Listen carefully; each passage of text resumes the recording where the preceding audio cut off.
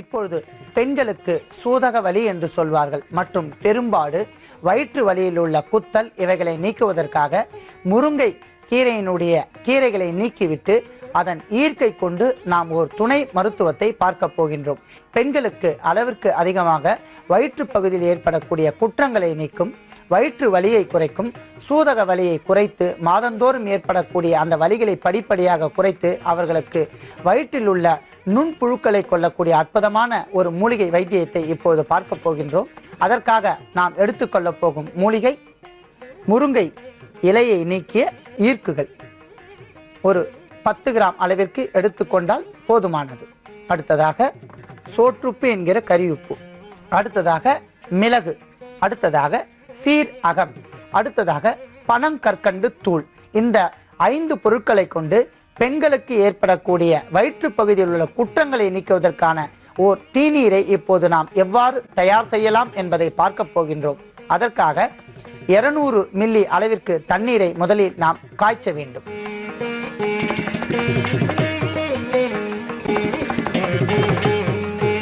அன்பான நேயர்களே, எப்பொழுதுமே நாம் தண்ணீரை காய்ச்சியே அருந்த வேண்டும்.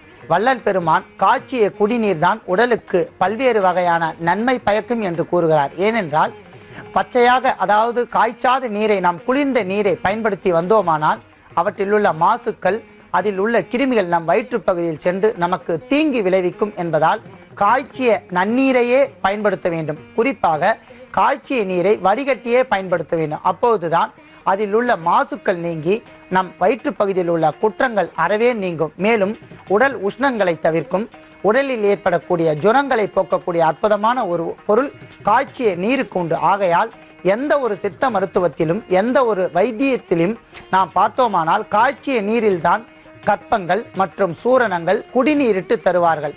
ஆகையால் நாம் காய்ச்சிய நீரையே பயன்படுத்தி வந்தால் உடலுக்கு நன்மை தரும். அந்த வகையில் இப்போது நாம் நன்றாக கொதிநிலை வந்த அந்த நீரில் நாம் நறுக்கி வைத்துள்ள 10 கிராம் அளவிற்கு முருங்கை ஈர்க்கை முழுவதுமாக இட்டு காய்ச்ச வேண்டும்.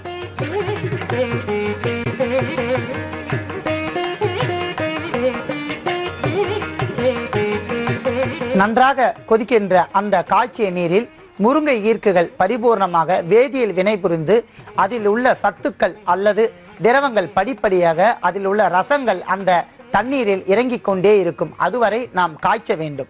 நன்றாக கொதித்துவிட்ட அந்த முருங்கை ஈர்க்கு இப்போது தன்னுடைய ரசத்தை அந்த நீரில் பரிபூர்ணமாக இறக்கி இருக்கும். ஆகையால் அத்துடன் நாம் சோற்றுப்பு என்று சொல்லக்கூடிய உப்பை, வெயில் காலம் என்பதால் தாகம் அதிகமாக தேர்ந்தெடுக்கக்கூடிய பகுதி என்பதால் அளவோடு உப்பை பயன்படுத்தலாம். 1 முதல் 2 கிராம் அளவிற்கு போட்டாலே போதுமானது. முருங்கை ஈர்க்கு உப்புடன் நன்றாக கொதித்த அந்த காய்ச்சிய நீரில் இப்போது அளவோடு நாம் மிளகை சேர்க்க வேண்டும். 1 முதல் 2 கிராம் அளவிற்கு சேர்க்கலாம். ஏனென்றால் மிளகிற்கு நச்சுத்தன்மையை நீக்கக்கூடிய ஆற்றல் இருப்பதால் நாம் சேர்ப்பது நன்று.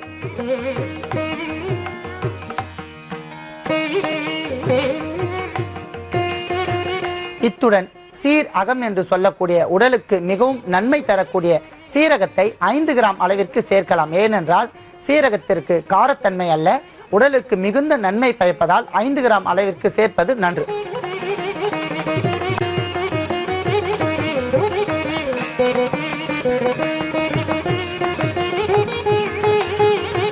கொதித்த அந்த நீரில் முருங்கை ஈர்க்கு கசப்பு தன்மையுடன் தன்னுடைய ரசத்தை இறக்கி இருக்கும், மிளகு காரத்தன்மையுடன் தன்னுடைய ரசத்தை இறக்கி இருக்கும். அடுத்ததாக சீரகம் மற்றும் பல்வேறு வகையான பொருட்களுடன் இறுதியாக நாம் உடலுக்கு குளிர்ச்சியும் நாவிற்கு சுவை ஊட்டவும் சற்று இனிப்பு தன்மையுள்ள பனங்கற்கண்டை 1/2 டீஸ்பூன் அளவிற்கு சேர்க்க வேண்டும்.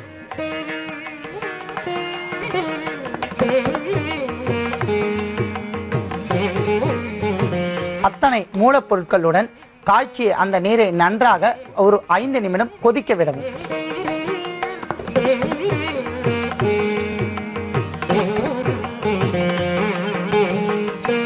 நன்றாக கொதித்த அந்த தீநீரை இப்போது நாம் வடிகட்டி கொள்ளலாம்.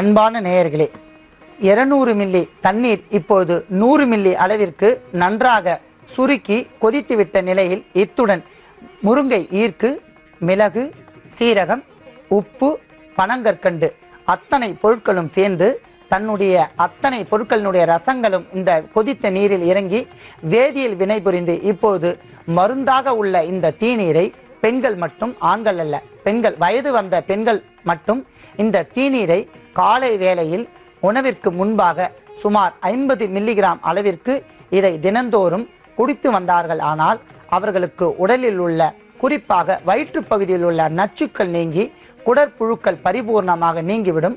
குடல் புண்களை ஆற்றும். அவர்களுக்கு மாதவிடாய் கோளாறுகள் சரி செய்து உடம்பில் உள்ள அத்தனை குற்றங்களையும் நீக்கி மிகுந்த சுறுசுறுப்புடன் காணப்படுவார்கள். அவர்களுக்கு வாத பித்த கபங்களை நீக்கக்கூடிய அற்புதமான பொருள் இந்த முருங்கை ஈர்க்கு தீநீர் ஆகும். இந்த தீநீரை பெண்கள் அனைவரும் பயன்படுத்தி நோயின்றி வாழ வேண்டுகிறேன்.